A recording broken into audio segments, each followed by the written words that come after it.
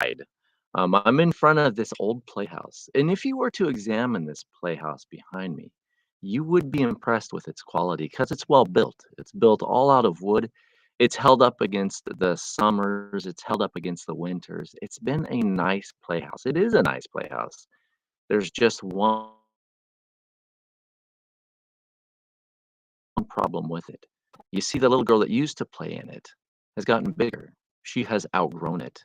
So here it sits on the sidelines, slowly being overtaken by the grass and the plants, by the weeds. It's a common sight in yards around America, playhouses, clubhouses, yard toys that are used little. They're covered with snow in the winter, they're fading and deteriorating under the summer sun. They're once loved possessions, now hardly even worth it to give away. They've become toy graveyards. But this scenario can be repeated the older we get. Toys aren't in our yards, they're in our garages. They're more motorcycles or surfboards that we used to ride. It's camping equipment that we used to use. They're cars we used to cruise around in that are now covered with a tarp, taking up space, slowly deteriorating. Because we haven't the time for them anymore, or we've simply outgrown them. But they remain there in our garages, in our attics, in our houses, because they used to mean so much to us. They used to bring us so much joy. We had to wait so long for them because we worked so hard for them to get them. But once we had them, after a while, as the years passed by, hmm, they kind of faded away. And those are the toys we liked, the toys we played with. Sometimes we get taken in by things we thought were wonderful or magical and they weren't. Like, I remember in Brazil, there was a guy who was selling these little catchers that were, or they were spinners, but they're in the shape of a helicopter.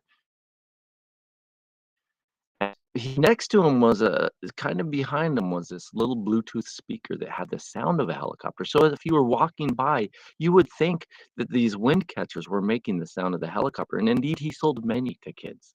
But as soon as they walked away, they realized that the sound stayed with him and didn't go with them and their new little helicopter. They realized what they had. It was just a wind catcher. And they were disappointed. And we've all fallen for that. If it was as seen on TV or a display at Costco. Something catches our eye and we think we have to have it. And it eventually ends up in a stuffed drawer or in a plastic storage tub on a garage sale table. It finds its way to a graveyard, a toy graveyard, because it's not worth much anymore. And we know from our own limited experiences,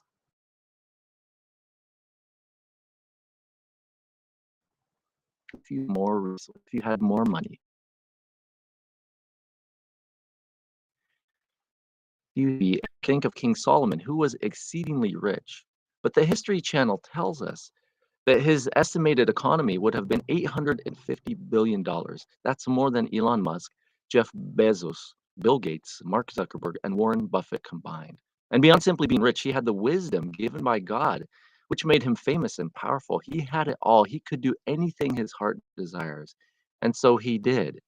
In Ecclesiastes 2, he writes, I said to my heart, come, I will test you with mirth. Therefore, enjoy pleasure.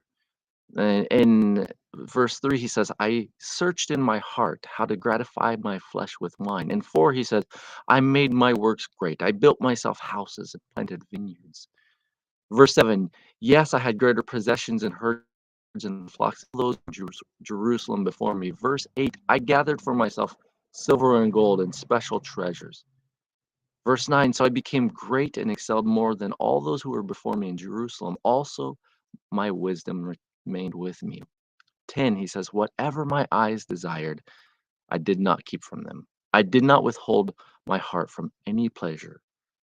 But what was the result of all this work? For all his effort, for all his constructing, for all his indulging, a graveyard. It gave him no lasting pleasure. He outgrew them. For listen to how he starts Ecclesiastes. Chapter 1, verses 1 and 2, he says, the words of the preacher, the son of David, king in Jerusalem. Vanity of vanities, says the preacher, vanity of vanities, all is vanity. If this is all there is, if all we can look forward to from all of our work, all of our dreaming, all of our sweat will eventually be a toy graveyard, then life is vanity of vanities. Just a mist that disappears, a breath that is gone. Even the psalm that Moses wrote, Psalm 90, in verses 9 and 10, he says, "We finish our years like a sigh. The days of our lives are 70 years.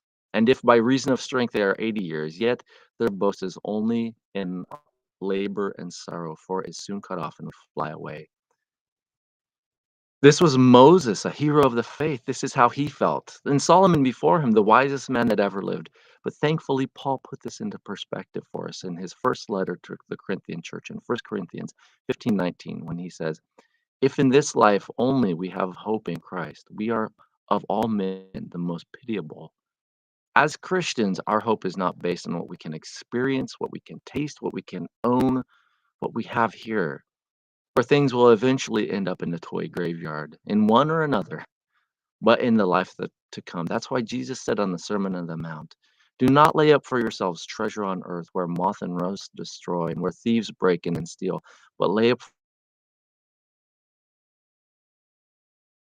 for yourselves treasure in heaven where moth nor rust destroys, where thieves do not break in and steal. For where your treasure is, there your heart will be also."